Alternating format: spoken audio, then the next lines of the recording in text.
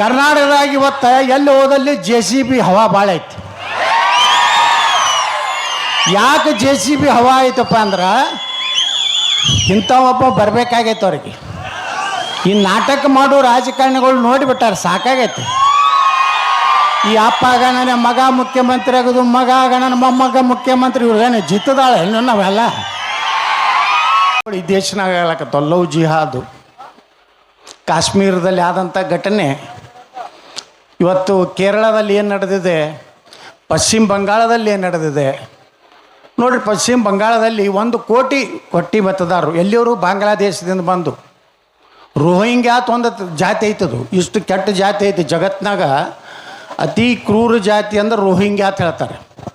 ಅವ್ರನ್ನೆಲ್ಲ ನಮ್ಮ ದೇಶನಾಗ ಇವತ್ತು ಬೆಂಗಳೂರಿನಾಗ ಇವತ್ತು ಎಷ್ಟೋ ಜನ ಈ ದೇಶದ ಪಾಸ್ಪೋರ್ಟ್ ಇಲ್ಲ, ಈ ದೇಶದಲ್ಲಿ ನುಸುಳಿ ಬಂದು ಇವತ್ತು ಹಂಗೆ ನಾವು ಬಿಟ್ಕೊಂಡು ಹೋದರೆ, ಹಿಂಗೇ ನಾವು ಸಮಾಜದಲ್ಲಿ ನಾವು ಒಕ್ಕಟ್ಟನ್ನು ಆಗದೇ ಇದ್ದರೆ ಬಹುಶಃ ಕರ್ನಾಟಕನೂ ಕಾಶ್ಮೀರ ಆಗೋದ್ರಲ್ಲೇ ಏನು ದೊಡ್ಡ ಸಮಯ ಇಲ್ಲ. ನಾವು ಜಾಗೃತಿ ಆಗಬೇಕಾಗಿತ್ತು. ಇವತ್ತು ಜಾಗೃತಿ ಆಗಿತ್ತೇಳೇ ಇವತ್ತು ನೋಡಿ ನಾವು ಬರುವಂಥ ಕಾರ್ಯಕ್ರಮದಲ್ಲಿ ಇಲ್ಲಿ 4-5 ಸಾವಿರ ಜನ ಸೇರ್ಯಾರ. ಖರೆ ಅಂದರೆ ಮುಂಜಾನೆ ಬರಬೇಕಾಗಿತ್ತು. ಅದು ಮುಂಜಾನೆ ನಮ್ಮ ಬಿಜಾಪುರದಲ್ಲಿ ಸಿಕ್ಕಾಪಟ್ಟೆ ಕಾರ್ಯಕ್ರಮ ಇದ್ದು ಪಾಪ ಈ ಭಾಗದ ಶಾಸಕರು ಬಂದು ಹೋದರು. ಆದರೆ ನಮಗೆ ಆ ಟೈಮಿಗೆ ಬರಲಿಕ್ಕಾಗಲಿಲ್ಲ. ಯಾಕಂದರೆ ನಾವೆಲ್ಲರೂ ಇವತ್ತು ಜನ ಜಾಗೃತಿ ಆಗ್ತದೆ. ಅದರಲ್ಲಿ ವಿಶೇಷವಾಗಿ ನಮ್ಮ ಯುವಕರು ಅವ್ರಿಗೆ ಗುರ್ತಾಗ್ತದೆ ಜಗತ್ತಿನಾಗ ಏನು ನಡೆದದೆ, ಹೆಂಗೆ ವರ್ಲ್ಡ್ ವಾರ್ ನಡೆದಂಗೆ ನಡೆದೈತೆ. ಆದರೆ ನಮ್ಮ ದೇಶಕ್ಕೇನೂ ಆಗಲಾಗೈತಿ. ನಾವು ಆರಾಮದೀವಿ, ಸುರಕ್ಷಿತ. ಅಮೇರಿಕಾದವ್ರು ಬಂದು ಇಲ್ಲಿ ಬಾಂಬ್ ಹಾಕ್ತಾರೆ, ಇಸ್ರೇಲದವ್ರು ಬಂದು ಇರಾನ್ದಾಗ ಹೋಗಿತಾರೆ, ದುಬೈದಾಗ ಹೋಗಿತಾರೆ, ಪಾಕಿಸ್ತಾನದಾಗೂ ಇನ್ನು ಮ್ಯಾಗ ಹೋಗ್ಯಾರು ಅದಾರ. ಯಾಕಂದ್ರೆ ಈ ದೇಶ ಇವತ್ತು ನೆಮ್ಮದಿ ಶಾಂತಿಯಿಂದ ಯಾಕೈತಪ್ಪ ಅಂದ್ರೆ ನಮ್ಮಲ್ಲಿ ಹಿಂದೂಗಳ ಸಂಖ್ಯೆ ಹೆಚ್ಚೈತೆ ಅಂತೇಳಿ ಶಾಂತಿ ಇದೆ. ಜಗತ್ತಿನಾಗ ಯಾರು ಇಲ್ಲಿಯವ್ರು ಅದಾರಲ್ಲ ಅಶಾಂತಿ ಮೂಡೋರು, ಅವ್ರು ಯಾವ ದೇಶನಾಗ ಅದಾರ, ಯಾವ ದೇಶನಾಗೂ ನೆಮ್ಮದಿ ಇಲ್ಲ. ಇಲ್ಲಿ ಕಂಟ್ರೋಲ್ ಯಾಕೈತಂದ್ರೆ ಒಂದು ನರೇಂದ್ರ ಮೋದಿಯವರು ಕಾರಣ, ಒಂದು ಯೋಗಿ ಆದಿತ್ಯನಾಥರು ಕಾರಣ. ಕರ್ನಾಟಕದಾಗ ಇವತ್ತು ಎಲ್ಲಿ ಹೋದಲ್ಲಿ JCB ಹವಾ ಭಾಳ ಐತಿ. ಯಾಕೆ JCB ಹವಾ ಐತಪ್ಪ ಅಂದ್ರೆ ಇಂಥ ಒಬ್ಬ ಬರಬೇಕಾಗೈತೆ ಅವ್ರಿಗೆ. ಈ ನಾಟಕ ಮಾಡೋ ರಾಜಕಾರಣಿಗಳು ನೋಡಿಬಿಟ್ಟಾರೆ, ಸಾಕಾಗೈತೆ. ಈ ಅಪ್ಪ ಗಣನ ಮಗ ಮುಖ್ಯಮಂತ್ರಿ ಆಗೋದು, ಮಗ ಗಣನ ಮೊಮ್ಮಗ ಮುಖ್ಯಮಂತ್ರಿ, ಇವ್ರೇನು ಜಿತ್ತದಾಳೆ ಇನ್ನು ನಾವೆಲ್ಲ ಸಾಕಲ್ಲ. ರಗಡ್ ಮಾಡಿಕೊಡ್ರಿ, ತಿಂದಿರಿ, ಉಂಡ್ರಿ, ತಲೆ ಬೋಜ್ ಎಲ್ಲ ಜನರದು ಎಷ್ಟ ಮಾಡ್ಕೊಂಡ್ರಿ. ಹಿಂದಾರೆ ಬಿಡ್ರಪ್ಪ ನಮಗ. ನಮ್ಮ ಹುಡುಗರು ನೋಡಿ ಕರ್ನಾಟಕದಾಗ 3 ಲಕ್ಷ ಖಾಲಿ ಹುದ್ದೆ ಅದಾವು. 2,88,000 ಸರ್ಕಾರಿ ಹುದ್ದೆ ಖಾಲಿ ಅದಾವೆ.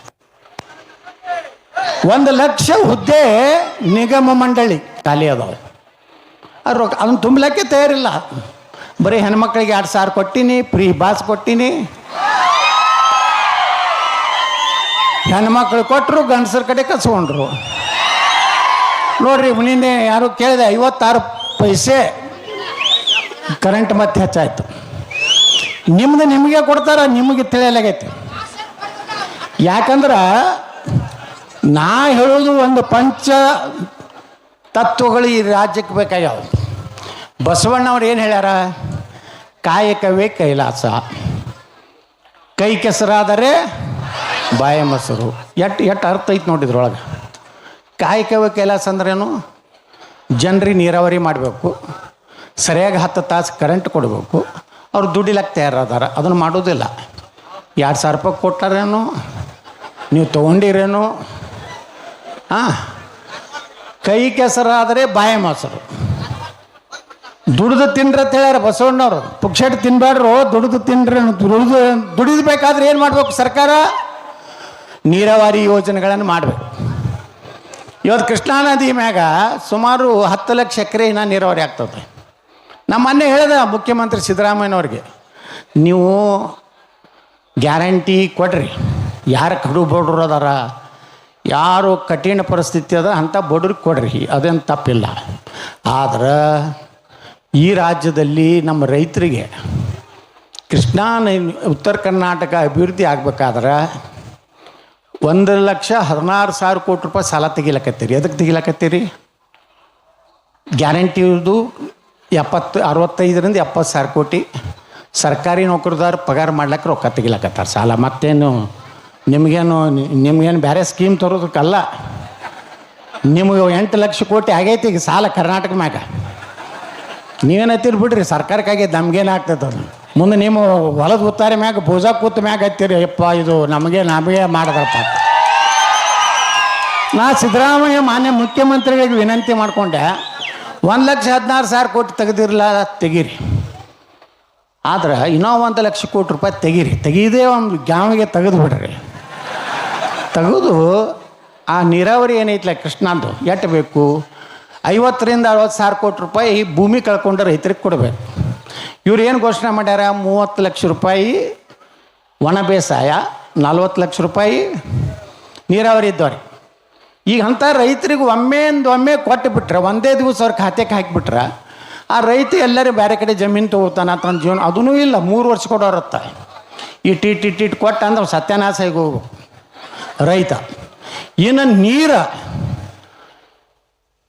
ಸುಮಾರು 10 ಲಕ್ಷ ಎಕರೆಗಿಂತ ಹೆಚ್ಚು ಬರುವಂಥ ನೀರಿಗೆ ಇವತ್ತು ಬರೇ ನೋಡ್ರಿ, ಅವತ್ತು ಲಾಲ್ ಬಹದ್ದೂರ್ ಶಾಸ್ತ್ರಿಯವರು ಆಲ್ಮಟ್ಟಿ ಡ್ಯಾಮ್ ಕಟ್ಟಾಗ ಒಟ್ಟೆ ಪ್ರಾಜೆಕ್ಟ್ ಕಾಸ್ಟು ಎಷ್ಟಿತ್ತು? 1,000 ಕೋಟಿ ಇತ್ತು. 63-64. ಈಗಾಗಲೇ 1.5 ಲಕ್ಷ ಕೋಟಿ ರೂಪಾಯಿ ಖರ್ಚು ಮಾಡ್ಯಾರ. ಇನ್ನೂ 1.5 ಲಕ್ಷ ಕೋಟಿ ರೂಪಾಯಿ ಬೇಕು. ಇದು ಒಮ್ಮೆ ಜಟ್ಪಟ್ಟು 1-2 ವರ್ಷನಾಗ ಮುಗಿಸ್ಬಿಟ್ರೆ ಎಲ್ಲರೂ ನೀರಾವರಿ ಬತ್ತಂದ್ರೆ ರೈತರು ತಾವೇ ಅನುಕೂಲಿಸ್ತಾಗ್ತಾರೆ. ನಿಮ್ಗೆ ಯಾಕೆ ಗ್ಯಾರಂಟಿ? 10 ಕಿಲೋ ಅಕ್ಕಿರಿ ಆ ಮಗ್ಗ ಬೇಕಾಗೈತಿ ನಿಮಗೆ? ನಿಮ್ಗೆ ಹೇಳ್ಯಾನ? ಇದು ಬಿಡ್ತು ಮರಣ ಉತ್ತಾರೆ ಇದ್ದಿದ್ದು 25 ರೂಪಾಯಿ ಇದ್ದಿದ್ದು 100 ರೂಪಾಯಿ ಮಾಡ್ಯಾರ. ಯಾವುದ್ರಾಗ ಹಾಕ್ಯಲ್ಲಿ ಹೇಳ್ರಿ ಟ್ಯಾಕ್ಸ್? ಎಲ್ಲನೂ ಹಾಕ್ಯಾರ. ಆ ಕಡೆ ತೆಗೆದು ಈ ಕಡೆ ಕೊಡ್ತಾರೆ, ಈ ಕಡೆ ತೆಗೆದು ಆ ಕಡೆ ಕೊಡ್ತಾರೆ. ನಿಮಗೂ ಬರೀ 2,000 ನೋಡ್ಕೊತ್ಕೊಂಡಿರ್ತೀರಿ. ಅದು ಪೂರ್ತಿ 12 ತಿಂಗಳು ಕೊಡೋದಿಲ್ಲ, 1 ತಿಂಗಳದ್ದು ಗಪ್ ಮಾಡ್ಯಾರ. ಮನೆ 5,000 ಕೋಟಿನೇ ಗಪ್ ಆಗೈತಿ. ನಾ ಲೆಕ್ಕ ಸಿಗಲಕ್ಕೆ ತಯಾರಿಲ್ಲ. ವಿಧಾನಸಭೆ ಒಳಗೆ ಭಾಳ ಚರ್ಚೆ ಆಯಿತು.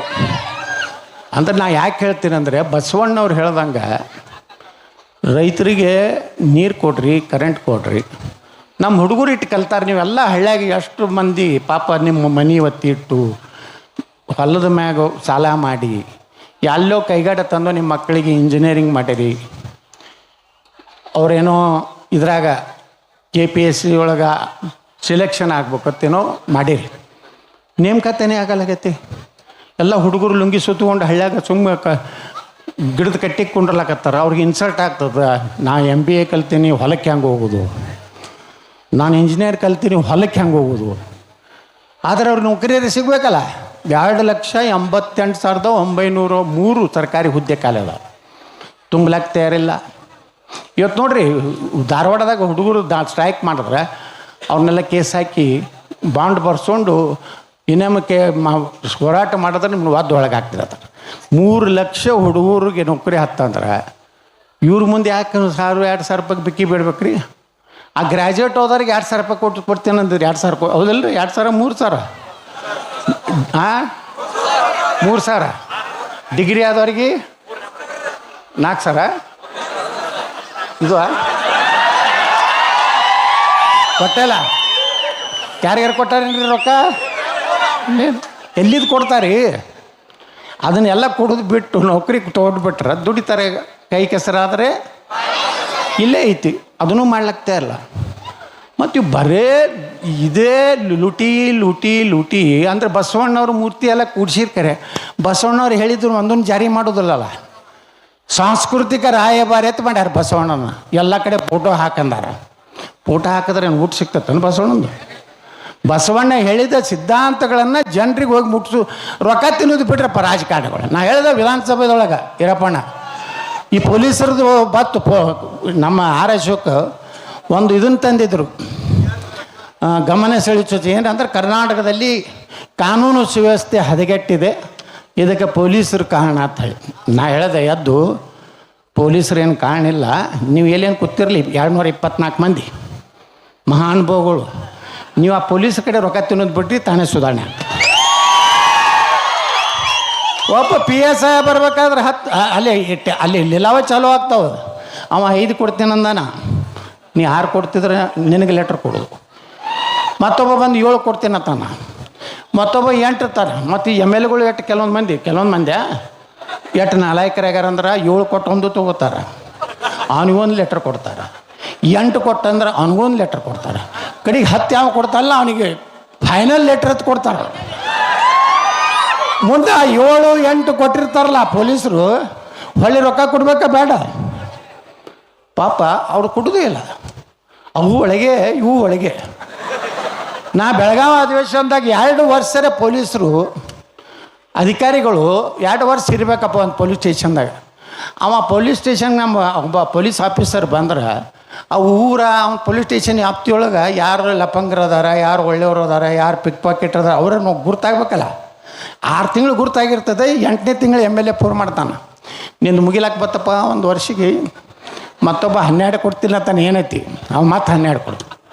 ಅವ ಏನು ಮಾಡ್ತಾನೆ ಪಾಪ ರೋಡ್ ಮ್ಯಾಗ ನಿಂತು ನೀವು ತ್ರಿಬಲ್ ಸೀಟ್ ಹೋಗ್ತಿರ್ತೀರ, ಏಯ್ ಸೈಡ್ ತಗೋ ಅಂತಾಳೆ.